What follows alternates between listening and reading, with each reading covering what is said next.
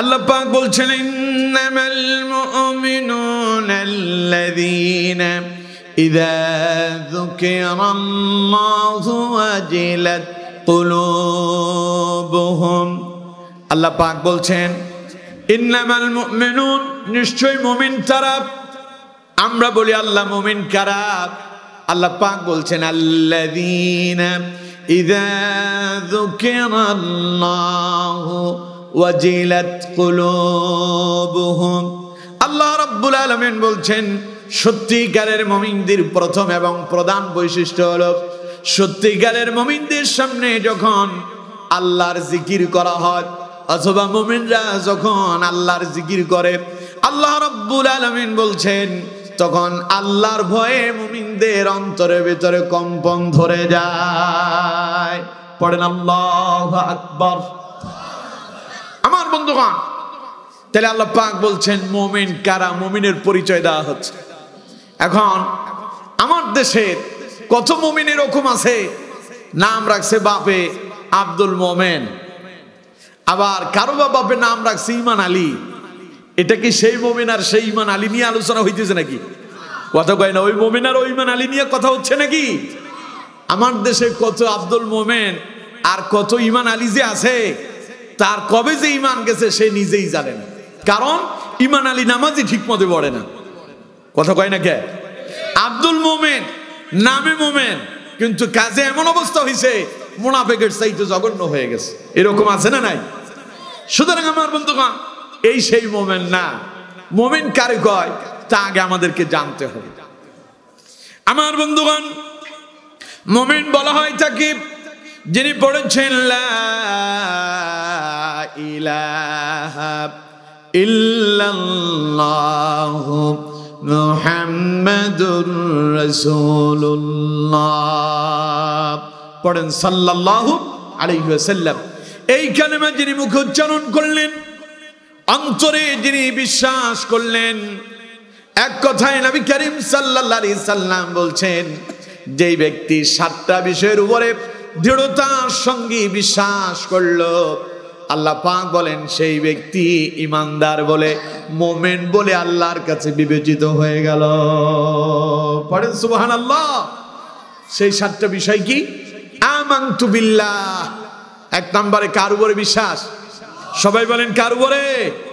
2 নম্বর ওয়া মালাইকাতি, আল্লাহর ফেরেশতার উপরে বিশ্বাস। 3 নম্বর ওয়া কুতুবিহি, আল্লাহর কিতাবের উপরে বিশ্বাস। 4 নম্বর ওয়া রুসুলিহি, নবীগণের উপরে বিশ্বাস। 5 নম্বর ওয়াল ইয়াউমিল আখির, পরকালের উপরে বিশ্বাস। 6 নম্বর ওয়াল কদরি খাইরিহি ওয়া শাররিহি মিনাল্লাহি তাআলা, ভালো এবং মন্দ এটা আপনার ভাগ্য, আপনার তাকদীর নির্ধারণ করে দেওয়া হয়েছে, এর উপরে বিশ্বাস। আর 7 নম্বর ওয়াল বা'সি বা'দাল মাউত, একদিন আমরা মরে যাব, মরার পরে যিনি আবার পুনরায় আমাদেরকে জিন্দা করবেন তিনি কে? এই কথা কারো সন্দেহ আছে? তাহলে একটু চিল্লা এখন তো দেখি, মরার পরে যিনি পুনরায় আবার আমাদেরকে জিন্দা করবেন তিনি কে? এই 7টার উপরে দৃঢ়তার সঙ্গে বিশ্বাস করেছেন যারা, মুখে কালেমা উচ্চারণ করেছেন যারা, আল্লাহ এবং তার রাসূলের ভাষায় মুমিন হলেন তারা। কথা কি আমার বুঝতে পারছেন? আমার বন্ধুগণ, এবার আসুন, কালেমা পড়লেন, 7টা বিষয়ের উপরে বিশ্বাস করে মুমিনের খাতায় নাম লিখালেন, কিন্তু কর্মকাণ্ড মুমিনের অবস্থায় নাই। তাহলে কি আর মুমিনের মুমিনগিরি থাকবে? কথা কয় না থাকবে?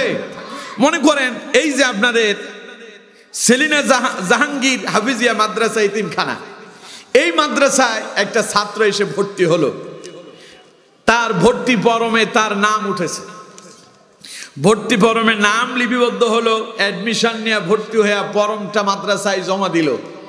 ছাত্র এখন মাদ্রাসায় আসে না, ক্লাস করে না। এই ছাত্রের ছাত্রত্ব কি আর থাকবে? কথা কন থাকবে? কিছুদিন পরে ওই যে মাদ্রাসার বালাম বই যেটাতে ছাত্র বলে তার নাম উঠেছিল, ওইটা থেকে নাম তারে কেটে দেওয়া হবে। সুতরাং কালেমা পড়ার পরে 7টা বিষয়ের উপরে দৃঢ়তার সঙ্গে বিশ্বাস করার পরে যদি তার উপরে ইস্তেকামত থাকা না যায়, এর উপরে যদি আমল করা না যায়, তাহলে আপনার মোমেনের ওই যে আপনি নাম লিপিবদ্ধ করছেন নিজের মোমেন বলে, আল্লাহর দপ্তর থেকে নাম তারে কেটে দেওয়া হয়, ঠিক কিনা? আমার দেশের কিছু কিছু মুসলমান এমন আছে, কয় নামাজ না পড়লে কি হয়েছে, আমার কি ইমান কমে গেছে নাকি? এই জাতের কিছু মুসলমান তো আপনাদের এই দলটাতে নাই। কথা কয় না, আছে না নাই? আরো জোরে বলতে হবে, আছে না নাই?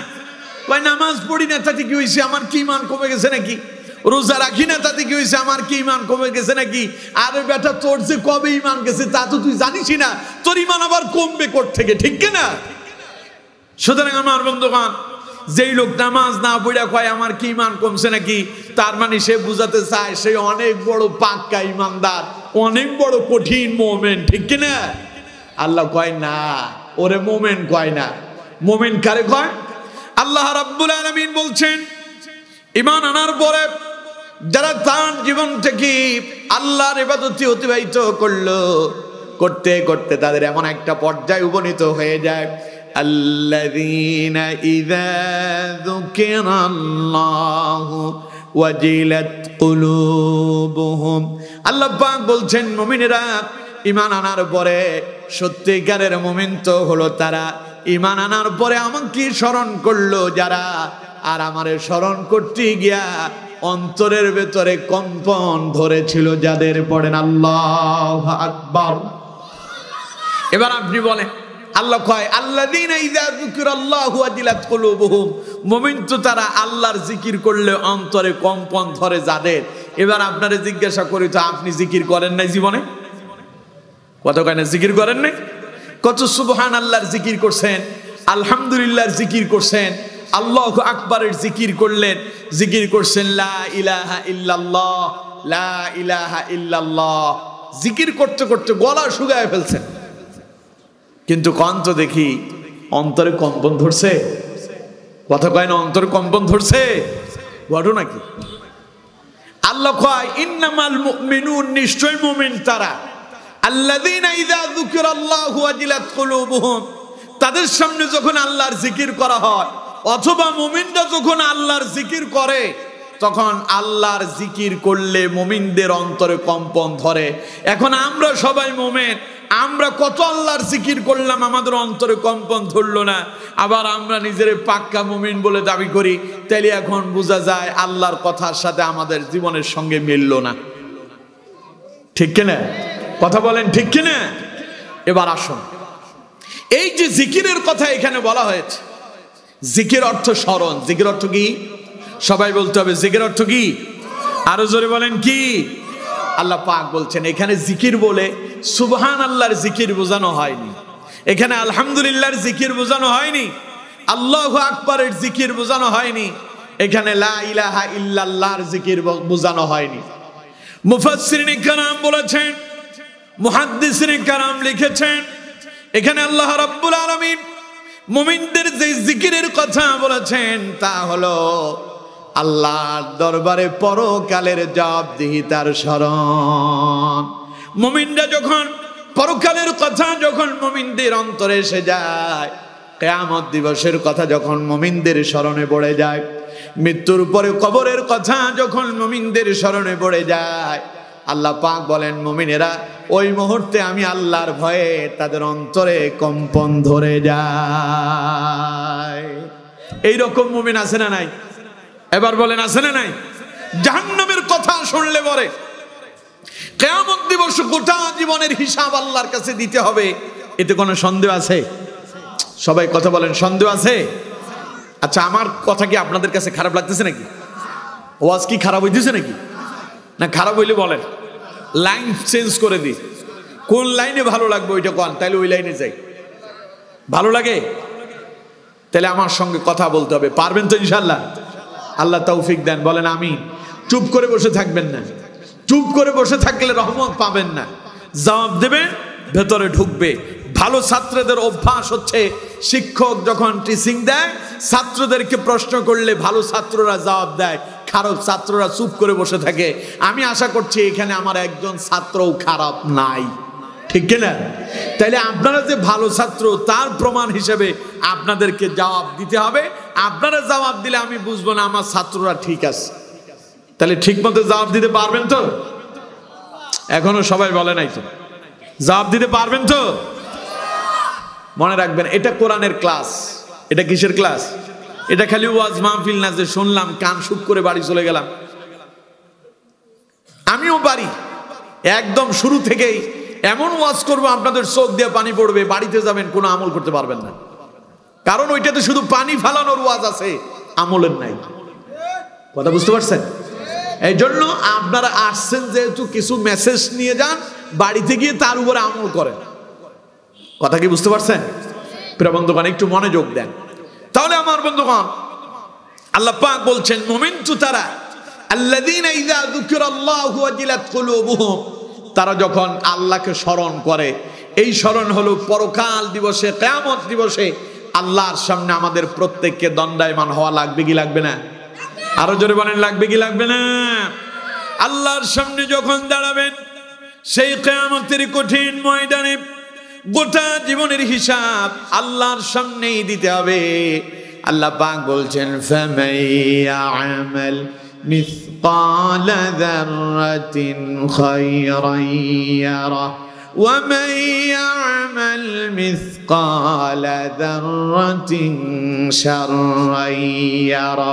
আল্লাহ পাক বলছেন আমার বান্দারে, সেই কিয়ামত দিবসে দুনিয়ার জমিনে ভালো এবং মন্দ যা করছো প্রত্যেকটা জিনিসকে আমি তোমার সামনে অণু থেকে অণু, অর্থাৎ ক্ষুদ্র থেকে অতি ক্ষুদ্র, ছোট থেকে অতি ছোট, ভালো এবং মন্দ যা করছো কিয়ামতের দিন সব যিনি আমাদের সামনে উপস্থাপন করে দেখাবেন তিনি কে? চিল্লায় বলতে হবে তিনি কে? আমার বন্ধুগণ, মুমিনেরা যখন এই কথা যখন তাদের স্মরণে এসে যায়, মনে পড়ে যায়, আরে আমি তো একদিন মরে যাব, আর মরার পরে কিয়ামতের ময়দানে আল্লাহর সামনে আমাকে দাঁড়াতে হবে।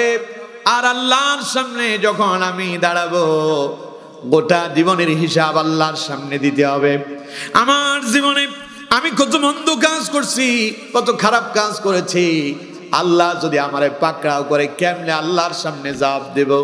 এই কথাটা যখন সত্যিকারের মুমিনের অন্তরে এসে যায়, আল্লাহ পাক বলেন আল্লাযীনা ইযা যুকিরাল্লাহু ওয়াজিলাত কুলুবুহুম। আল্লাহ পাক বলেন ওই মুমিনরা আমি আল্লাহর ভয়ে তাদের অন্তরের ভেতরে কম্পন ধরে যায়। কম্পন বুঝেন? কথা কয় না, কম্পন বুঝেন? এখন কম্পন আপনাদেরকে বুঝাই দিতে হবে। মনে করেন আপনি সাতসা থেকে একটা গাড়িতে উঠছেন, যাবেন কোথায়? ঢাকা। কোথায় যাবেন? আপনাদের এখানে সবচাইতে ভালো গাড়ির নাম কি? ডিম লাইন, হ্যাঁ, গ্রিন লাইন। গ্রিন লাইন বাংলাদেশের একেবারে ফার্স্ট ক্লাস নামের মানের গাড়ি গ্রিন লাইন। গ্রিন লাইনের টিকিট করছেন, যাবেন আপনি ঢাকায়। গাড়িতে উঠলেন, গাড়িটা আপনার নিয়ে খুব দ্রুত গতিতে চলছে, নড়াইল পার হয়ে গেল। গাড়িটা যখন পদ্মা সেতুর আগে ভাঙ্গায় ওই এক্সপ্রেস ওয়েতে উঠছে, খুব দ্রুত গতিতে চলছে। পদ্মায় উঠার আগে গাড়ির স্পিড তখন প্রতি ঘন্টায় 100 কিলোমিটার গতি। ঘন্টায় কত কিলোমিটার? 100 কিলোমিটার। খুব দ্রুত গতিতে চলছে। আপনি সেই গাড়ির যাত্রী, ড্রাইভার আকস্মিক বলে উঠলেন গাড়িটা আমি কন্ট্রোল করতে পারছি না। আপনি তখন বুঝতে হবে, বুঝা যাবে, বুঝে নিতে হবে গাড়িটা ব্রেক ফেল করছে। ঠিক কিনা? কথা বলেন ঠিক কিনা? গাড়ি ব্রেক ফেল করছে, এই কথা ড্রাইভার আপনারে সতর্ক করে জানালেন। গাড়িটা এখন পদ্মা সেতুর উপরে 100 কিলোমিটার গতিতে চলছে। আপনি সেই গাড়ির যাত্রী, ড্রাইভার বলছে নিয়ন্ত্রণ নাই আমার হাতে। তার মানে আপনি বুঝতে পারছেন গাড়ি ব্রেক ফেল করছে। যেই কোনো মুহূর্তে এই গাড়ি সামনের গাড়িকে ধাক্কা দিতে পারে, অথবা গাড়িটা যেই কোনো মুহূর্তে ধাক্কা লেগে এটা আবার নদীতে পড়ে যেতে পারে, অথবা সামনে কোনো খুঁটির সঙ্গে ধাক্কা লাগবে।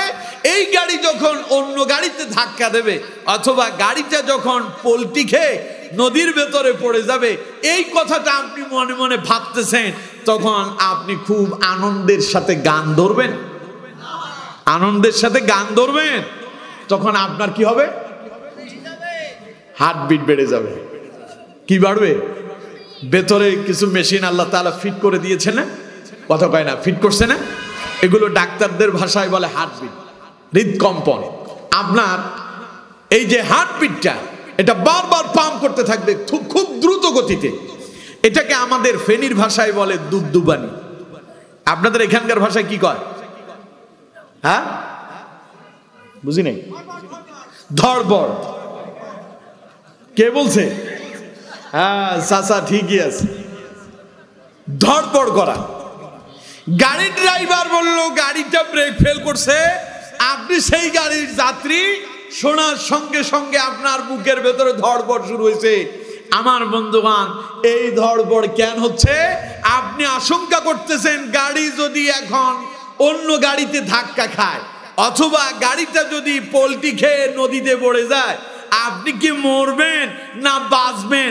মাথা ফাটবে না পা ভাঙবে না হাত ভেঙে যাবে না আপনারে খুঁজে পাওয়া যাবে? এই কথা আপনার মনে আসার সঙ্গে সঙ্গে আপনার বুকের ভেতরে ধড়পড় বেড়ে গেল। আমার বন্ধুগণ, আল্লাহ কয় আমার মুমিন বান্দারা, ওরা তো তারা, সত্যিকারের মুমিন হলো তারা, কিয়ামত দিবসে গোটা জীবনের হিসাব আমার কাছে দিতে হবে, আমার সামনে দাঁড়াতে হবে। কিয়ামত দিবসে আমি আল্লাহর সামনে দণ্ডায়মান হতে হবে। এই কথাটা মুমিনেরা যখন বুঝতে পারে, আমি আল্লাহর ভয়ে তাদের অন্তরের ভেতরে কম্পন ধরে যায়। চিল্লায় পড়েন সুবহানাল্লাহ। এবার কম্পন কেমনে ধরে বুঝাইতে পারছি? এখন গাড়ি ব্রেক ফেল করছে, শুনছেন আর দুবদুবনি আসছে। কিয়ামতের ময়দানে যে জাহান্নাম আপনার জন্য অপেক্ষা করছে, নামাজে পড়তেছেন না, সিনেমাতে দেখেন, গান বাজনাতে শোনেন, জানাজে করতেছেন, জুয়ার আসরে যে যান, মদের আড্ডায় যে বসে আছেন, আপনার অন্তরের ভেতরে তো এই চিন্তা এলো না যে কোনো মুহূর্তেই মরা লাগতে পারে, মরলেই আল্লাহর সামনে দাঁড়াতে হবে, আর আল্লাহর কাছে গিয়া কি জবাব দিতে হবে? এই চিন্তা করছেন? কথা কয় না, এই চিন্তা করছেন? এটা মুমিনরা করে। সত্যিকারের মুমিন যারা, আল্লাহ কয় তারা এইভাবে আমার স্মরণ করে। আল্লাযীনা ইযা যুকিরাল্লাহ, তারা যখন এইভাবে আমার স্মরণ করে, ওয়াজিলাত কুলুবুহুম, তখন তারা ভয় বিতস্ত হয়ে যায়, তাদের অন্তরগুলো আমি আল্লাহর ভয়ে কেঁপে উঠে পড়েন সুবহানাল্লাহ। এইরকম লোকের সংখ্যা খুবই কম, আছে কিছু আছে, কিন্তু এই জাতের লোকের সংখ্যা কি? কথা কয় না, এই জাতীয় লোকের সংখ্যা কম। যেমন নবী করিম সাল্লাল্লাহু আলাইহি ওয়াসাল্লামের একজন সাহাবীর কথা বলি, নাম হচ্ছে হযরতে উসমান যিন নূরাইন রাদিয়াল্লাহু তাআলা, অথবা হযরত উসমান ইবনে আফফান রাদিয়াল্লাহু তাআলা। নাম শুনছেন? কথা কয় না, শুনছেন? ইসলামের কততম খলিফা? 3 নাম্বার। কত নাম্বার? সবাই বলেন কত নাম্বার? ইসলামের 3য়তম খলিফা হযরত উসমান ইবনে আফফান রাদিয়াল্লাহু তাআলা আনহু। তাকে যিন নূরাইন বলা হয় কারণ হযরত উসমান হলেন সেই সাহাবী যিনি নবী করিম সাল্লাল্লাহু আলাইহি সাল্লামের 2টা কলিজার টুকরা কন্যা সন্তানকে বিবাহের সৌভাগ্য অর্জন করেছিলেন। চিল্লায় পড়েন সুবহানাল্লাহ। হযরত উসমান হলেন সেই ব্যক্তি যিনি ইসলামের জন্য, জিহাদের জন্য, আল্লাহর রাসূলের জন্য, কোরআনের জন্য, দ্বীন প্রতিষ্ঠার জন্য এত বেশি দান করেছেন।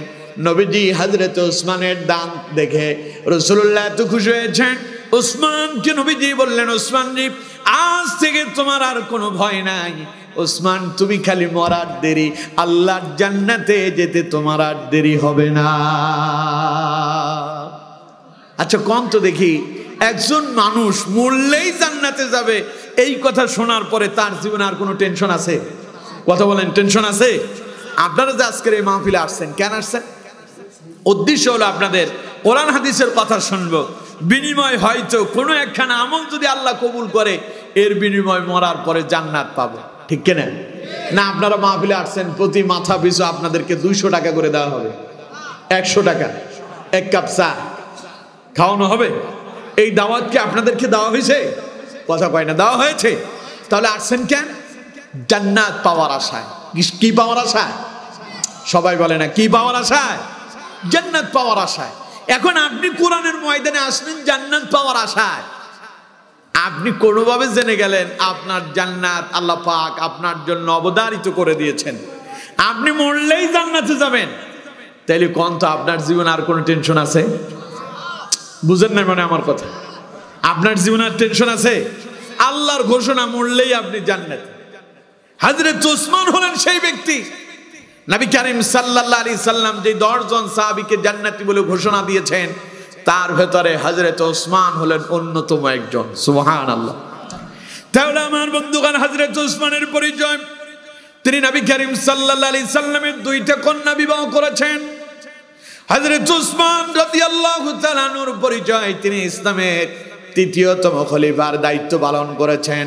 হযরত ওসমানের আরেকটা পরিচয় হলো, ওসমান রাদিয়াল্লাহু তাআলা আনহু দ্বীনের জন্য, ইসলামের জন্য, আল্লাহ নবীকে খুশি করার জন্য, জিহাদের জন্য এত বেশি দান করেছেন। ওসমানের দান দেখে নবীজি বললেন, ওসমান তোমার জীবনে আর কোনো ভয় নাই, মরলেই তুমি জান্নাত পেয়ে যাবে। সেই ওসমান রাদিয়াল্লাহু তাআলা আনহুর ব্যাপারে একটি হাদিস এসেছে এমন, হযরত ওসমান রাদিয়াল্লাহু তাআলা আনহু তিনি যখন কোনো মৃত মানুষের কবরের পাশ দিয়ে যেতেন, হযরত ওসমান থমকে দাঁড়িয়ে যেতেন। হযরত ওসমান থমকে দাঁড়িয়ে যেতেন।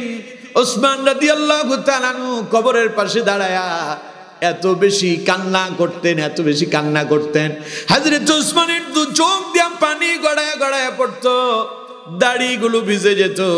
ওই দাড়ি ভিজে টপ টপ করে পানি পড়ে জামাটা পর্যন্ত ভিজে যেত। এত বেশি পরিমাণ কান্নাকাটি করতেন হযরত ওসমান। উপস্থিত জনগণ তারে প্রশ্ন করলো, ভাই ওসমান ঘটনা কি?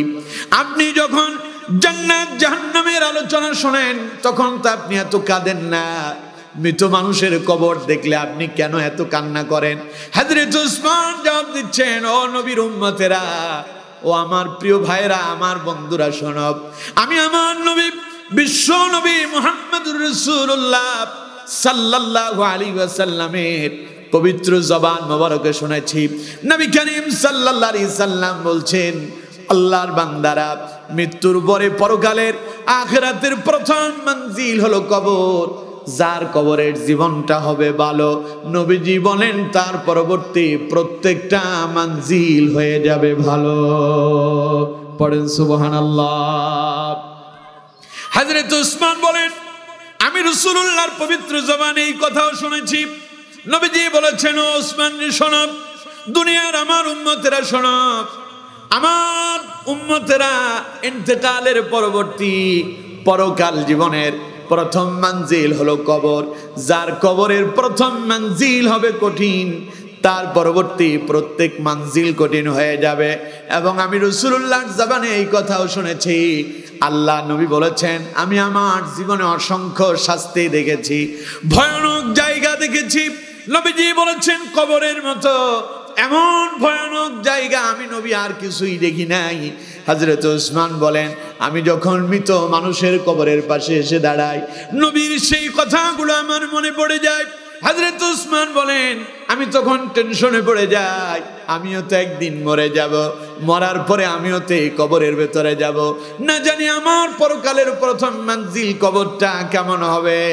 অথচ নবীজি ওসমানের ব্যাপারে ঘোষণা দিলেন, ওসমান মরলেই তুমি যাবে আল্লাহর জান্নাতে। সেই ওসমান মৃত মানুষের কবর দেখে এত কান্না করে, কলিজার ভেতরে, অন্তরের ভেতরে ধড়ফড় শুরু হয়ে যায়। আল্লাহ পাক বলেন, ওসমান যে কবর দেখে কান্না করছে আর ওসমানের চোখ দিয়া পানি গড়ায় গড়ায় পড়তেছে, এটাই সত্যিকারের মুমিনের পরিচয়। সত্যিকারের মুমিনেরা যখন কোনো মৃত মানুষের কবরের পাশ দিয়ে যাবে অথবা কোনো মৃত মানুষের জানাজায় অংশগ্রহণ করবে, মৃত মানুষে যখন কবর দিতে যাবে তার মনে পড়ে যাবে, আরে আমিও তো তার মতো একদিন লাশ হয়ে যাব, আমিও তো মরে যাব, আমিও তো মাটিতে যাব। এই অন্ধকার কবরের ভিতরে না জানি আমার কি অবস্থা হবে, যেখানে কোনো আলো নাই, বাতাস নাই, সঙ্গী নাই, সাথী নাই, বন্ধু নাই, মা নাই, বাবা নাই, আপনজন বলতে কেউই নাই। ওই কবরে আমি কি করে থাকবো? যদি আমার আল্লাহ যদি আমার কবরটারে যদি অন্ধকার বানায় দেয়, আমার কবরটা যদি জাহান্নামের অন্ধকার, ওই জাহান্নামের যদি আযাবের অন্ধকার জায়গা যদি হয়ে যায়, আমার অবস্থা কেমন হবে? এই কথাটা যখন মুমিনদের অন্তরে এসে যায়, আল্লাহ পাক বলেন আল্লাযীনা ইযা যুকিরাল্লাহু ওয়াজিলাত কুলুবুহুম। এই কথাটা মুমিনদের অন্তরে আসার সঙ্গে সঙ্গে মুমিনদের অন্তরের ভেতরে আমি আল্লাহর ভয়ে কম্পন শুরু হয়ে যায়। কথা কি বুঝতে পেরেছেন? তাহলে সত্যিকারের মুমিনের প্রথম গুণ, যখন কিয়ামত দিবসের কথা মনে পড়বে, জাহান্নামের শাস্তির কথা মনে পড়বে, কবরের আযাবের কথা মনে পড়বে, আল্লাহর ভয়ে মুমিনের অন্তরে কি ধরবে? কথা কয় না, কি ধরবে? এমন কম্পন যদি আপনার অন্তরে আসে, এখন কি আমি বললাম, এতে যদি আপনার অন্তরে বিন্দু পরিমাণ ভয় যদি জাগ্রত হয়, তাহলে বুঝে নেন সত্যিকারের মুমিনের আলামতটা আপনার ভেতরে আছে। আর যদি তা যদি না হয়, তাহলে বুঝতে হবে আপনি এখনো সত্যিকারের মুমিন হতে পারেননি। নামের মুমিন হইছেন, কামের মুমিন এখনো হইতে পারেননি। সুতরাং আমার বন্ধুগণ, আল্লাহ রাব্বুল আলামিন আমাদের প্রত্যেকের অন্তরের ভেতরে আল্লাহর ভয় জাগ্রত করে দেন। বলেন আমিন। আরো জোরে বলেন আমিন। তাহলে এক নাম্বারটা বুঝাতে পারছি, বুঝতে পারছেন? এক নাম্বারটা বুঝেন নাই কারা কারা? হাত তোলেন। এক নাম্বার বুঝেন নাই যে হুজুর সত্যিকারের মুমিনের অন্তরে কেমনে কম্পন ধরে, আমি এটা বুঝি নাই। বুঝতে পারছেন? ওয়াজ সাকসেস হয়ে গেছে, ওয়াজ তো সাকসেস। এখন খালি আমলের দরকার। কিসের দরকার? কথা কয় না, কিসের দরকার? আপনি যখন বুঝতে পারছেন, বাড়ি থেকে আমল করলে কাম হয়েছে। আল্লাহ আমাদেরকে আমল করার তৌফিক দেন। বলেন আমিন। এবার দুই নাম্বার আসেন আমার বন্ধুগণ। আল্লাহ রাব্বুল আলামিন বলছেন সত্যিকারের মুমিনদের দ্বিতীয় নাম্বার কোয়ালিটি হলো ওয়াইযা তুলিয়াত আলাইহিম আয়াতুহু যাদাতুহুম ঈমানা। আল্লাহ পাক বলছেন সত্যিকারের মুমিন তো তারা আমার কোরআনের আলোচনা শুনে যারা, আর কোরআনের আলোচনা শুনলো যারা, কোরআনের আলোচনা শোনার পরে সত্যিকারের মুমিনদের ঈমান বহু গুণে বেড়ে যায়। পড়েন আল্লাহু আকবার। আল্লাহ পাক বলছেন মুমিনের সত্যিকারের মুমিনের দ্বিতীয় নাম্বার পরিচয় হলো ওয়াইদা তুলিয়াত আলাইহিম আয়াতুহু যাদাতহুম ঈমানা। মুমিনরা যখন আমার কোরআন থেকে আলোচনা শুনে, আমার আয়াতগুলো যখন শুনে, তখন মুমিনদের ঈমান কমে না বাড়ে? আরো জোরে বলেন, কমে না বাড়ে? এখন আমার দেশে দেখা যায় কোরআনের আলোচনা শুনলে কি ঈমান বাড়বে, কলিজায় আগুন লাগে। কথা কয় না, ঠিক কিনা? জোরে বলেন ঠিক কিনা? আমার দেশে দেখবেন মসজিদে তো আপনারা আসেন না? কথা কয় না, মসজিদে যান না আপনারা? দেখবেন মসজিদে ইমাম সাহেব যখন কোরআন দিয়ে জুমা বারে, তিনি যখন খুতবা দেন, সুদের বিরুদ্ধে বললে সুদখোরের দুই চোখ লাল হয়ে যায়, ঠিক কিনা? ইমাম যখন ঘুষের বিরুদ্ধে বলে, ঘুষখোরের কলিজায় লেগে যায়। ইমাম যখন সন্ত্রাসের বিরুদ্ধে বলে, সন্ত্রাসীদের মেজাজ খারাপ হয়ে যায়। ইমাম যখন রাত্রিবেলায় বাড়ির দিকে রওনা হয়, সন্ত্রাসীরা পথে উৎপেতে থাকে, ইমামকে ধরে পিটায়া রক্তাক্ত করে, ঠিক কিনা? জোরে বলতে হবে, ঠিক কিনা? এই জাতের কিছু শয়তান বিগত 16 বছরে আমরা অনেক দেখছি। কথা কয় না কেন? দেখছেন আপনারা? কথা কয় না, দেখছেন? কন্ত দেখি কোরআন কার? সবাই বলেন এই কোরআন কার? আমরা কার? কথা কয় না, আমরা কার? আসমান কার? জমিন কার? কোরআনও আল্লাহর, আসমানও আল্লাহর, জমিনও আল্লাহর, আমরাও আল্লাহর। তাহলে আল্লাহর কোরআনের কথা বলতে অনুমতি লাগবে কে? আপনারা যে এই যে 12 বছর, এবার আপনাদের 12তম তাফসীর মাহফিল, এই বছর আপনাদের কোনো অনুমতি লাগছে? কথা বলে না কেন? কোনো অনুমতি নিতে হয়েছে? কিন্তু বিগত দিনগুলোর কথা বলে। এখন বলেন তো দেখি, যারা অনুমতি দিচ্ছে, যাদের কাছে অনুমতির জন্য যাওয়া লাগতেছে, ওরা কি মুসলিম না মুসলিম? কথা কয় না, ওরা কি মুসলমান না মুসলমান? তাহলে মুসলমান যদি হয়, কোরআন যদি মুসলমানদের কিতাব হয়, আমরাও যদি মুসলমান হই, তিনিও যদি মুসলমান হন, আল্লাহ যদি আসমানতে যদি আল্লাহর হয়, জমিন যদি আল্লাহর হয়, তিনিও যদি আল্লাহর হন, আর আল্লাহর কথা বলতে তার থেকে অনুমতি নিতে হবে কেন? বোঝা যায় ওদের অবস্থা হলো তাই। এরা কোরআনের আলোচনা হোক, কোরআনের হক কথা চলুক, ওই জালেমরা তা সহ্য করতে পারে নাই, ঠিক কিনা? তাই বলে বিগত 16 বছরে আপনারা কোরআনের মাহফিল করতে গেলে পরে ওদের কাছে দৌড়াতে দৌড়াতে পায়ের তলার জুতার ক্ষয় হয়ে যেত, জালেমরা অনুমতি দিত না। কথা বলেন ঠিক কিনা? আরো জোরে বলেন ঠিক কিনা? আমার বন্ধুগণ, এবার দেখেন আল্লাহ কয় ওয়াইযা তুলিয়াত আলাইহিম আয়াতুহু যাদাতহুম ঈমানা। মুমিনরা যখন কোরআনের আলোচনা শুনে তাদের ঈমান বাড়ে। আর কিছু কিছু আছে কলিজায় আগুন লাগে। মসজিদে ইমাম সাহেব তিনি যখন সুদের বিরুদ্ধে বলে সুদখোরের মন খারাপ হয়, জানার বিরুদ্ধে বললে জানাকারের মন খারাপ হয়। ইমাম সাহেব যখন ঘুষের বিরুদ্ধে বলে ঘুষখোরের 2 চোখ লাল হয়ে যায়। তার মানে বোঝা যায় তার ভেতরে ঈমান নাই, বরং তার ভেতরে ঈমানের পরিবর্তে মুনাফিকি এসে ঢুকে পড়ছে, ঠিক কিনা? জোরে বলেন ঠিক কিনা? অথচ মুমিনদের স্বভাব হবে তারা যখন কোরআনের আলোচনা শুনবে, মুমিনদের ঈমান কমবে না বাড়বে? আরো জোরে বলেন কমবে না বাড়বে? এবার আপনারা বলবেন হুজুর ঈমান আবার বাড়ে কেমনে? ঈমান কেমনে বাড়ে এবার আপনাদেরকে তাও বুঝাইতে হবে। যেহেতু এটা ক্লাস, এটা কি কথা কয় না, এটা কি আপনারা সবাই কি ছাত্র, আপনারা সবাই কি ছাত্র। এখন আমার দায়িত্ব হচ্ছে আপনাদেরকে বুঝায় দেওয়া। ঈমান বাড়ে কেমনে শোনেন। এই আয়াতের তাফসীর করতে গিয়ে হযরত আব্দুল্লাহ ইবনে মাসউদ রাদিয়াল্লাহু তাআলা আনহু বলছেন ঈমান বাড়ে কেমনে? ও দুনিয়ার মানুষেরা তোমরা বুঝতে পারবা। হযরত আব্দুল্লাহ ইবনে মাসউদ বললেন, আল্লাহর কোন বান্দা যখন কোরআনের মাহফিলে বসলো, কোরআনের আলোচনা শুনলো, কোরআনের আলোচনা শুনতে গিয়া বিরক্তি আসলো না, শোনার জন্য আরো আগ্রহ তৈরি হলো, শুনতে তার কাছে মজা লাগলো, শুনতে শুনতে শরীরের পশম দাঁড়ায় গেল। নবী করিম সাল্লাল্লাহু আলাইহি সাল্লামের প্রিয় সাহাবী হযরত আব্দুল্লাহ ইবনে মাসউদ বললেন, সে যেন বুঝে নেয় তার ঈমান এই মুহূর্তে বেড়ে গেছে। সুবহানাল্লাহ, বাড়ি যায় বলেন। হযরত আব্দুল্লাহ ইবনে মাসউদ বললেন, আল্লাহর ওই গোলাম যিনি কোরআনের মজলিসে বসে কোরআনের আলোচনা শ্রবণ করলেন, শুনতে শুনতে মজা লাগলো, আরো শোনার আগ্রহ তৈরি হলো, শরীরের পশম দাঁড়িয়ে গেল। হযরত আব্দুল্লাহ ইবনে মাসউদ বলেন, সে যেন বুঝে নেয় তার ঈমান বেড়ে গেল। ওই অবস্থায় আল্লাহর ওই গোলাম যদি কোনো দোয়া করে, আল্লাহ রাব্বুল আলামিন সঙ্গে সঙ্গে তার দোয়াটারে মঞ্জুর করে নেয়। সুতরাং আমার বন্ধুগণ, ঈমান বাড়ে কেমনে তা আমি আপনাদেরকে বুঝাতে মনে হয় পারছি। আমার বন্ধুগণ দেখুন, 2 জন সাহাবীর একটা ঘটনা শোনালে আপনারা বুঝতে আরো সুবিধা হবে। হযরতে হানজালা ইবনে রুবাই আল উসাদি রাদিয়াল্লাহু তাআলা আনহু তিনি হাদিসটি বর্ণনা করছেন।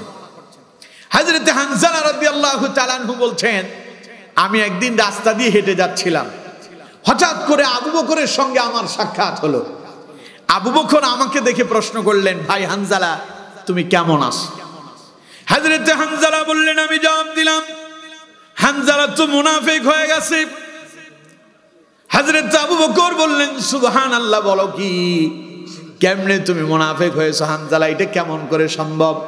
হযরতে হানজালা জবাব দিচ্ছেন, আবু বকর, আমি যখন নবী করিম সাল্লাল্লাহু আলাইহি সাল্লামের মজলিসে থাকি, বিশ্ব নবী যখন জান্নাত জাহান্নামের কথা বলেন, আমি হানজালা মনে হয় যেন আমি আমার 2 চোখ দিয়া আল্লাহর জান্নাত দেখতে পাচ্ছি।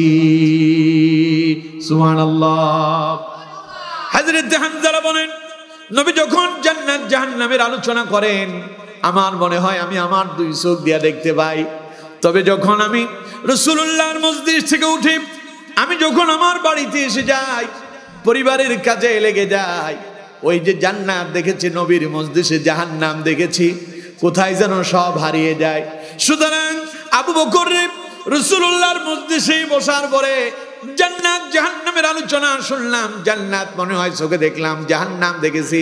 বাড়িতে আসার পরে সব যেহেতু হারিয়ে যায়, আমি যেহেতু ভুলে যাই, তার মানে আমি হানজালা মুনাফিক হয়ে গিয়েছি।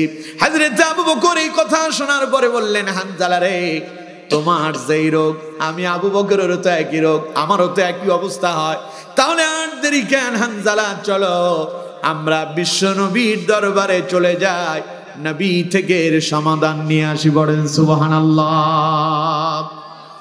আমার বন্ধুগণ, হযরত হানজালা বললেন, আবু বকর আমাকে সঙ্গে নিয়ে নবী করিম সাল্লাল্লাহু আলাইহি সাল্লামের দরবারে চলে গেল।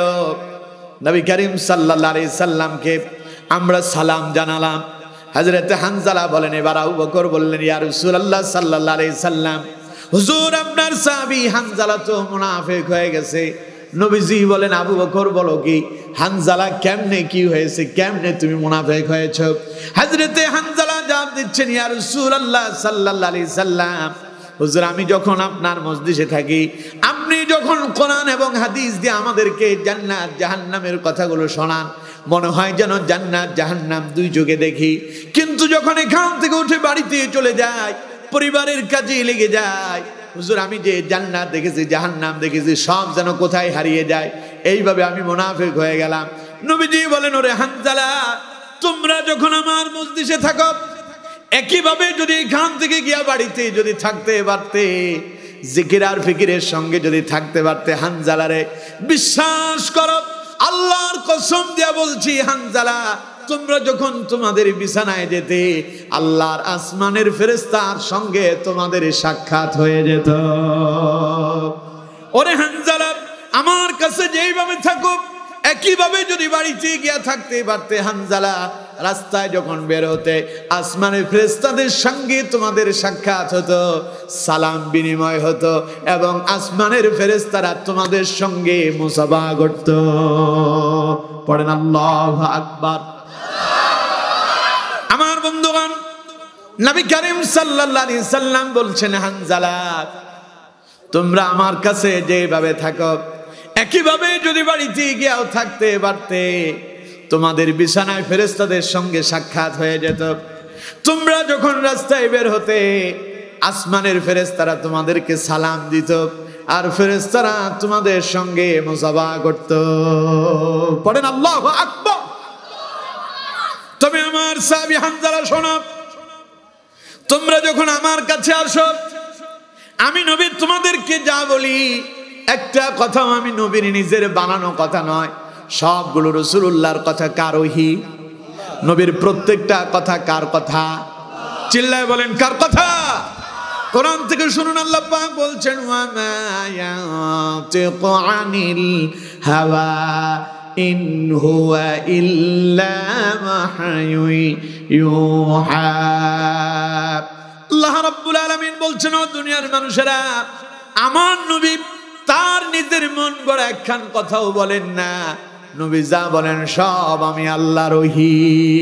চিল্লায় বলেন আল্লাহু আকবার। নবীজি বলছেন, হানজালা রে, তোমরা যখন আমার কাছে থাকো, আমি নবী আল্লাহর কথাগুলো তোমাদেরকে শোনাই, যার বলে ওয়াইজা তুলিয়াত আলাইহিম আয়াতুহু জাদাতুহুম ঈমানা। আমার কাছে তোমরা যখন থাকো, আমি তোমাদেরকে কোরআনের আলোচনাগুলো শোনাই, যার পরে তোমাদের ঈমানটা তখন বেড়ে যায়। এবার ঈমান কেমনে বাড়ে বুঝতে পারছেন? কথা কয় না, বুঝতে পারছেন? আর আপনারা যদি বলেন বুঝতে পারছি, তাইলে তো আমি তৃতীয় লাইনে যাব। আপনারা বুঝতে পারছেন? তাইলে আমার বন্ধুগণ, যখন কোরআনের আলোচনা শুনলে মজা লাগবে, শোনার জন্য আরো আগ্রহ তৈরি হবে, শুনতে গেলে পরে শুনতে শুনতে শরীরের পশম দাঁড়ায় যাবে, বুঝতে হবে ঈমান বাড়ছে। আর যদি শুনতে গিয়া কলিজায় জাড়া পড়া লাগে, হুজুর মনে হয় যে রাজনীতি করতেছে, না না হুজুরের ওয়াজটা ঠিক হচ্ছে না, হুজুর তো রাজনীতিতে ঢুকে গেল, এইটা তো হুজুর ঠিক করলো না, যদি এমনটা যদি আপনার ভেতরে মনে হয়, তাইলে বুঝে নিবেন আপনার ঈমান বাড়ে নাই, বরং আপনার অন্তরের ভেতরে কুফরি জায়গা নিয়েছে। ঠিক কিনা? কথা বলেন, ঠিক কিনা? তাহলে এবার বলেন, আমরা কি কোরআন শুনে ঈমান বাড়ানোর চেষ্টা করব না কুফরিতে ঢুকবো? দেখি তো ঈমান বাড়ানোর জন্য কারা কারা চেষ্টা করবেন, দুই হাত তুলে আল্লাহর দেখা। লিল্লাহি তাকবীর, লিল্লাহি তাকবীর। আল্লাহ তুমি আমাদের হাতগুলো কবুল করো, পড়েন আমিন। আরো জোরে পড়েন আমিন। সুতরাং আমার বন্ধুগণ, ইসলাম হলো এই, কোরআন হলো এই। কোরআন শুনলে মুমিনের ঈমান বাড়ে আর জালেমের কলিজায় আগুন লাগে। সুতরাং কোরআনের আলোচনা যার খারাপ লাগবে, শুনলে পরে যার কাছে বিরক্তির ভাব আসবে, বুঝতে হবে তার কলিজার ভেতরে আগুন ধরছে। আর যে শুনলে মজা লাগবে, আর শোনার আগ্রহ তৈরি হবে, হযরত আব্দুল্লাহ ইবনে মাসউদ বললেন, সেই জন্য বুঝে নাই তার ঈমান বেড়েছে। সুবহানাল্লাহ। এখন আপনাদের মাঝে যদি এরকম কারো আগ্রহ থাকে যে হুজুর দীর্ঘ সময় ওয়াজ করতেছেন, খুব মজা লাগতেছে, শুনতে ভালো লাগতেছে, এমন অনুভূতি যদি আপনাদের থাকে, তাইলে বুঝেন যে আপনি সেই কাতারে পড়ছেন, আপনার ঈমান বাড়তেছে। আর যদি এমনটা মনে হয় না বহু হয়েছে, আর দরকার নেই, যথেষ্ট, এমন যদি কারো মনের ভেতরে আসে, বুঝতে হবে ঈমানের ভেতরে পোকা ধরছে। এখন আমার বন্ধুগণ, এবার আপনাদেরকে বলি, শুনতে ভালো লাগতেছে না খারাপ লাগতেছে? তার মানে ঈমানের দ্বিতীয় নাম্বার কোয়ালিটি আপনাদের ভেতরে ঢুকছে। পড়েন আলহামদুলিল্লাহ, পড়েন আলহামদুলিল্লাহ। এবার 3 নাম্বার কোয়ালিটিতে আসেন। আল্লাহ রাব্বুল আলামিন বলছেন, মুমিনের 3 নাম্বার গুণ হলো ওয়া আলা রাব্বিহিম ইয়াতাওয়াক্কালুন। আল্লাহ পাক বলেন, মুমিনদের 3 নাম্বার কোয়ালিটি হলো, মুমিনেরা বিপদে পড়ুক, সুখে পড়ুক, দুঃখে পড়ুক, রোগে পড়ুক, শোকে পড়ুক, সর্ব অবস্থায় কেবলমাত্র শুধুমাত্র একজনের উপরে ভরসা করবেন। তার নাম কি? আরো জোরে বলতে হবে কি? খালি রোগে পড়লে আল্লাহরে ডাকে, সুখে থাকলে আল্লাহরে ছেড়ে দেয়। এইরকম কিছু লোক আছে না নাই? আরো জোরে বলতে হবে, আছে না নাই? করোনা যখন আসছিল, স্মরণ আছে? মসজিদের ভেতরে ফজরের নামাজে মুসল্লি এমন হয়েছে, মনে হয় যে জুমার নামাজের মুসল্লিরা আসতেছে, ঠিক কিনা? আমি গেলাম ফজরের নামাজের ইমামতি করব, মসজিদের দিকে ঢুকতেছি, হঠাৎ করে দেখি যে চতুর্দিকে মুসল্লিরা লাইট মেরে আসতেছে।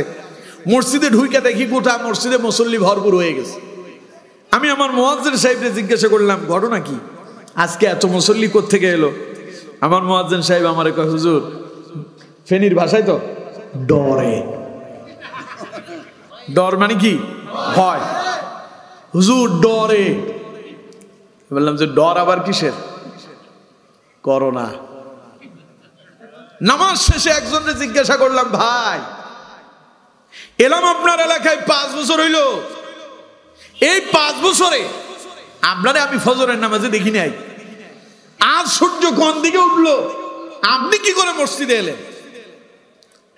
আমার কয়, হুজুর জানেন না? বললাম যে না, করোনা। করোনা। তো আমি বললাম যে করোনা আসছে, তাতে কি হয়েছে? মসজিদে কি আমরা অপরাধ করছি যে? তাহলে যে এখন কি করোনার ওষুধ কি মসজিদে আছে নাকি? হুজুর আপনারা না বলেন, করোনা হলো আমাদের পাপের ফসল, আমরা যে অপরাধ করছি, আল্লাহ রাগ করে আমাদের উপরে এই রকম গজব দিয়েছেন। এখন বাঁচার জন্য হুজুর মসজিদ ছাড়া বিকল্প আর কোনো পথ নাই। আমি বললাম যে তাইলে এখন থেকে ঠিক হয়ে গেছে? আশা করি ইনশাআল্লাহ যতদিন বেঁচে থাকি মসজিদেই থাকবো। কিছুদিন পরে দেখি যে সেই মুসল্লি সব আবার হারায় গেল, করোনাও নাই, মুসল্লিও নাই, ঠিক কিনা? আপনাদের এলাকায় কি এমনটা হয়েছে? মসজিদে যখন মুসল্লি এসে ভরপুর, সরকার বলল যে দাঁড়াতে হবে 3 ফুট দূরত্বে, তাও 5 জনের বেশি না। মুসল্লিরা এবার সরকারের বিরুদ্ধে স্লোগান দেয়, আমাদের সরকার কাফের হয়ে গেছে, নাস্তিক হয়ে গেছে, আমাদেরকে মসজিদে ঢুকতে দেয় না। বলে এখন সরকার বাধ্য হয়ে বলল যে আচ্ছা যাই হোক, জুমাতে 15 জন। জুমাতে কতজন? এখন লোকজন লুকোচুরি করে আসে আমাদের কাছে, আসে, হুজুর আমার একটু জায়গা দিন, আমার একটু রাখেন হুজুর, বের করে দিয়েন না। আমি বললাম, বের আমি করার কে? বিগত জীবনে যে মসজিদে ঢুকেন নাই, এখন ঢুকতে চান, আল্লাহ কয় বেরিয়ে যা, আমার ঘর থেকে বেরিয়ে যা, আমার গোলামি করিস নাই, আমার দাসত্ব করিস নাই, আমার বৃদ্ধাচরণ করেছিস, আজ তোদেরকে আমার ঘরে ঢোকার জায়গা দেব না, বেরিয়ে যা, বেরিয়ে যা, বেরিয়ে যা। এই আদেশ আল্লাহর পক্ষ থেকে আসছে, তাই বলে মসজিদে ঢুকতে পারেন নাই, ঠিক কিনা? পরে যখন আল্লাহরে ডাকে, উঠতেও আল্লাহরে, বসতেও আল্লাহ, ঘুমাইতো আল্লাহ, ঘরের ভেতরে স্বামী বেচারার সর্দি ভাব, কাশি কাশি ভাব, বয়ে বউরে বলতে পারে না, নাক চেপে ধরে নামাজ পড়ে আল্লাহরে কয়, আল্লাহ জীবন একেবারে বরবাদ হয়ে যাবে যদি কোনোভাবে একটা কাশি বের হয়। এখন রাত্রিবেলায় ঘুমাইতে গেছে, ঘুমের ভেতরে 2টা কাশি মেরে দিচ্ছে। কয়টা কাশি? 2টা কাশি। ঘুম থেকে উঠে সকালবেলা দেখে যে বউ পাশে নাই, বাচ্চা কাচ্চাও নাই, গেল কই? সারা ঘর তন্ন তন্ন করে খুঁজতেছে, বউ খুঁজে পায় না, সব খুঁজে দেখলো বউ নাই। হ্যালো প্রিয়তমা, পান পাখি, জান পাখি, সোনা পাখি, ময়না পাখি, তুমি কই? কই যে আমি আমার বাপের বাড়ি। কি তুমি বাপের বাড়ি গেছো? আমারে বলো নাই? তোমারে বলবো খুকেরে, রাত্রিবেলায় দেখছি তোমার করোনা হয়েছে। আমার করোনা হয়েছে তোমারে বলছে কেডা? রাত্রে যে তুমি যে কাশি দিছো জানো, তাড়াতাড়ি ডাক্তার দেখাও, আমার বাঁচার অনেক শখ, তুমি মরলে একা মরো গিয়া, আমি আমার বাপের বাড়ি আছি, সুস্থ হইলে দেখা যাবে না। এরকম ইতিহাস তো নাই, কথা বলেন, আছে না নাই?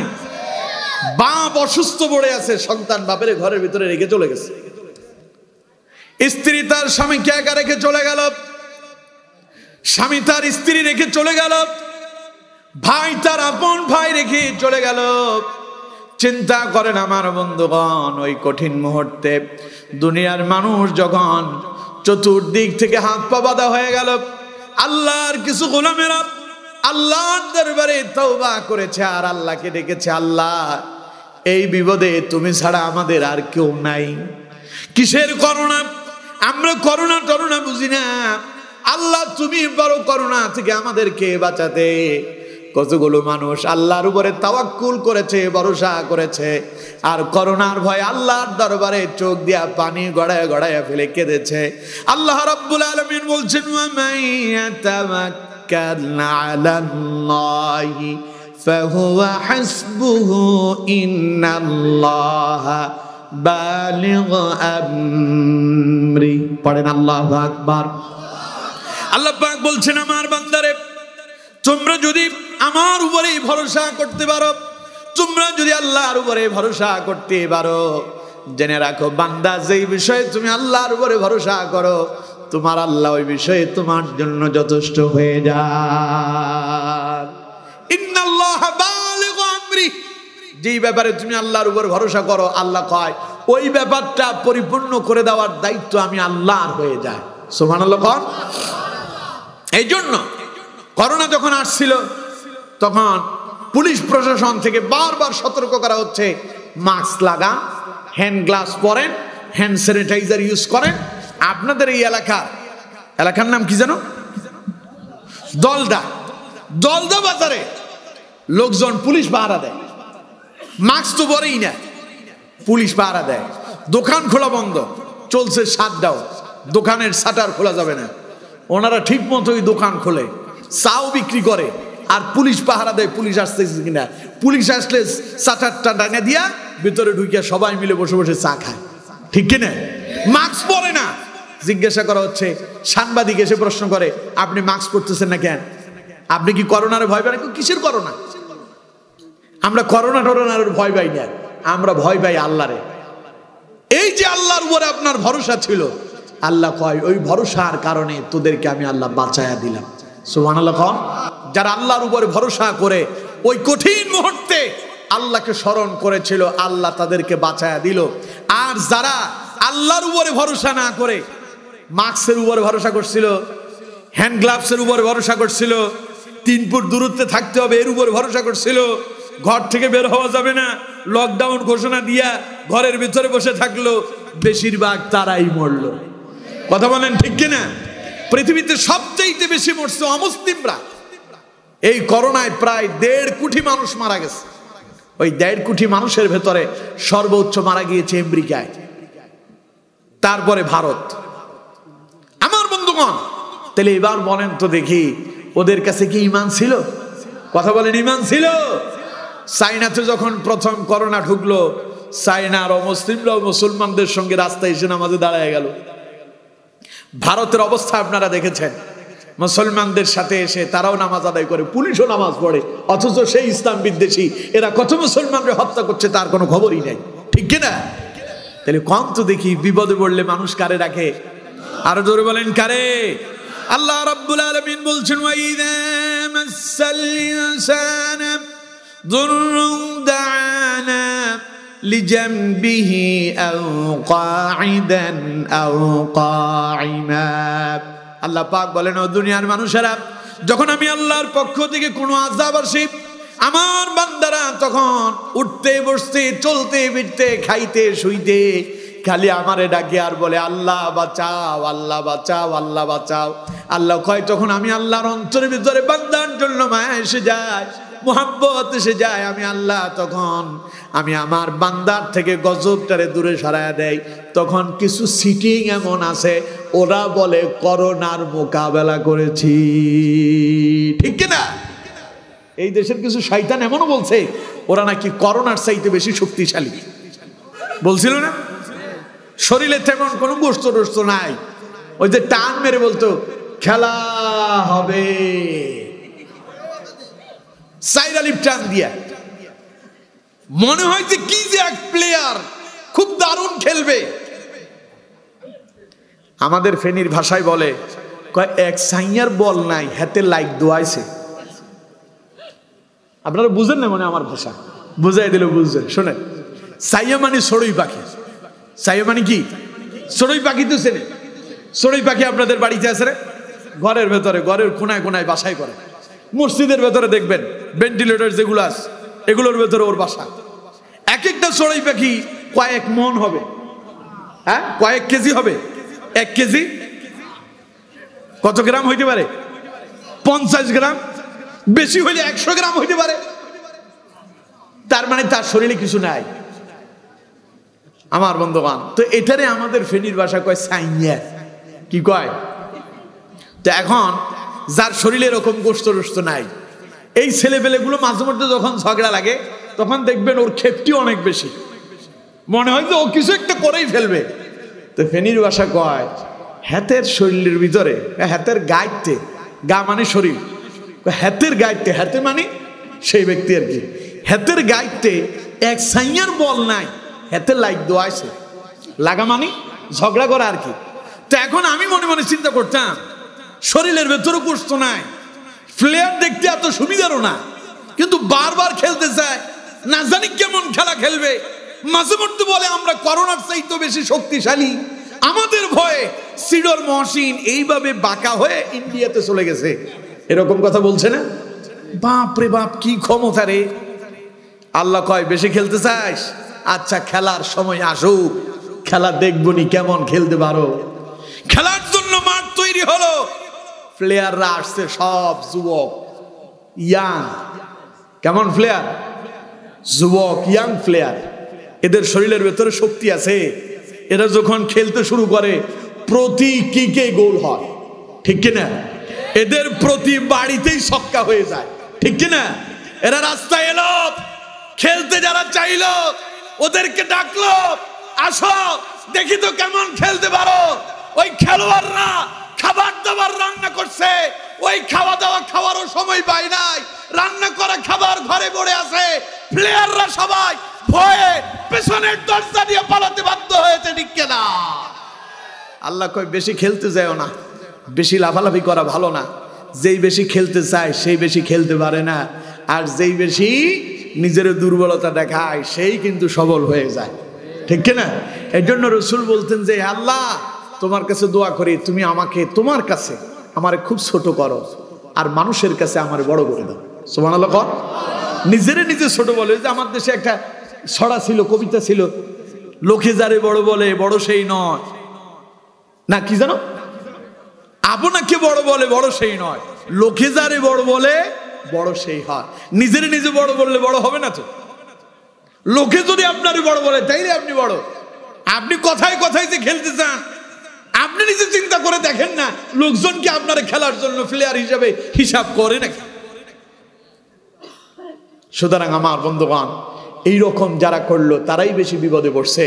আর আমরা যারা আল্লাহর উপরে ভরসা করেছি, মাস্ক নয়, হ্যান্ড স্যানিটাইজার নয়, হ্যান্ড গ্লাভস নয়, আল্লাহর উপরে ওই কঠিন বিপদে যারা ভরসা করছে, আল্লাহ কয় আমি আল্লাহ ভরসা করার কারণে তাদেরকে ওই বিপদ থেকে বাঁচায়া দিয়েছি। সুবহানাল্লাহ।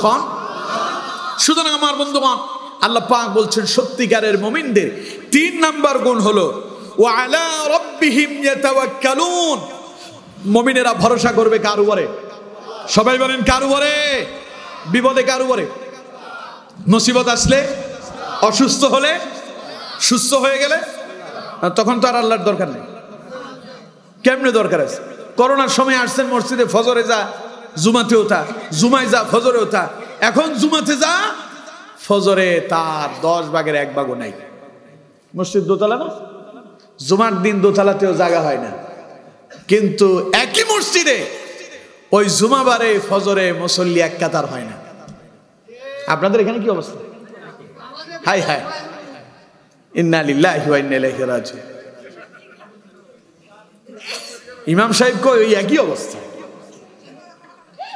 তাইলে এখন বলেন আমার বন্ধুগণ, তাইলে আপনি বিপদে পড়ছেন, আল্লাহর উপর ভরসা করছেন, বিপদ চলে গেছে, আল্লাহরে ভুলে গেছেন। আল্লাহ কয় মুমিন এমন না। আল্লাহ রাব্বুল আলামিন বলছেন মুমিনদের কোয়ালিটি, সত্যিকারের মুমিনদের 3 নাম্বার গুণ হলো ওয়া আলা রাব্বিহিম ইয়াতাওয়াক্কালুন। মুমিনেরা সুখে থাকুক, দুঃখে থাকুক, বিপদে পড়ুক, মুসিবতে পড়ুক, রোগে পড়ুক, শোকে পড়ুক, সর্ব অবস্থায় ভরসা একজনের উপরে, তিনি কে? তাহলে কয়টা গেল? সবাই বলেন কয়টা? এবার আসেন 4 নাম্বার, আল্লাযীনা ইউকিমুনাস সালাত। আল্লাহ পাক বলছেন সত্যিকারের মুমিনদের 4 নাম্বার গুণ হলো, সত্যিকারের মুমিন তো তারা সারা দিনে 5 ওয়াক্ত নামাজ কায়েম করে। যারা কয় ওয়াক্ত? সবাই বলেন। আল্লাহ বলছেন আল্লাযীনা ইউকিমুনাস সালাহ। সত্যিকারের মুমিনদের অভ্যাস হচ্ছে ওরা নামাজ কায়েম করে। আর আমরা মুসলমান হয়েছি ঠিক, নামাজের কথা বললে আর নাই। আমাদের অবস্থা হইল এমন, হুজুর ওয়াজ যা করেন খুব মজা লাগে, কিন্তু ফজরের সময় শয়তান চেপে ধরে, তাই মসজিদেও যেতে পারি না, নামাজও পড়তে পারি না। এরকম আছে না নাই? আরো জোরে বলেন আছে না নাই? আবার নিজেরে কয় আশিকে রাসূল। নাম দিছে কি? কথা কয় না, নাম দিয়েছে কি? আশিকে রাসূল, রসুলের প্রেমিক। তো আমি বলি নবীর প্রেমে ভক্ত, দিল হইছে শক্ত, সারা দিনে বেটা নামাজ পড়ে না 1 ওয়াক্ত, ঠিক কিনা? আবার নিজের দাবি করে আমি কত বড় মুসলমান, নামাজ না পড়লে কি হয়েছে, আমার কি ঈমান কমে গেছে নাকি? অথচ নবী করিম সাল্লাল্লাহু আলাইহি ওয়াসাল্লাম বলছেন মান তারাকা সালাতান মুতাআম্মিদান ফাকাদ কাফার। কেউ যদি ইচ্ছাকৃত 1 ওয়াক্ত নামাজ ছেড়ে দেয়, কয় ওয়াক্ত? সবাই বলেন কয় ওয়াক্ত? যারা বুঝেন নাই তারা চুপ থাকেন, যারা বুঝতে পারছেন তারা আওয়াজ দিয়ে বলেন কয় ওয়াক্ত? বুঝতে পারছেন এই কথা সবাই? নবীজি বলছেন মান তারাকা সালাতান মুতাআম্মিদান ফাকাদ কাফার। কেউ যদি ইচ্ছাকৃত 1 ওয়াক্ত নামাজ ছেড়ে দেয়, সে কুফরিতে ঢুকে যায়। নাউজুবিল্লাহ বলেন না? কুফরি বুঝেন মানে সে কাফের হয়ে যায়। তো এবার চিন্তা করেন, আপনি ইচ্ছাকৃত দৈনিক 5 ওয়াক্ত ছাড়তেছেন, সপ্তাহে 34 ওয়াক্ত, সপ্তাহে কত ওয়াক্ত? 34 ওয়াক্ত ছাড়তেছেন, 1 ওয়াক্ত পড়তেছেন খালি জুমার নামাজ। তাও জুমাতে পড়ে পরিপূর্ণ হয় না, খুতবা শোনে না, খুতবার সময় আসে না। আচ্ছা গঞ্জ জুমার নামাজ কয় রাকাত? সবাই বলেন জুমার নামাজ কয় রাকাত? আর জোহরের নামাজ? সবাই বলতে হবে জোহরের নামাজ, জুমার নামাজ।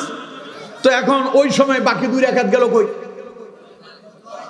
খুতবার সময় যে কথা কন, তাইলে কি এখন আর ওই 2 রাকাত আদায় হইল?